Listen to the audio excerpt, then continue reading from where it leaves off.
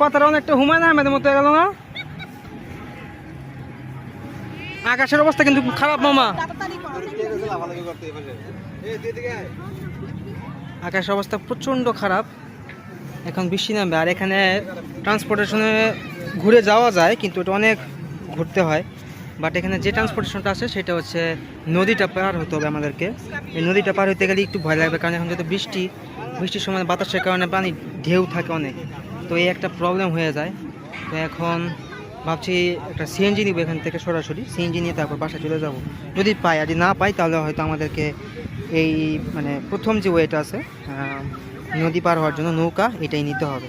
That's it.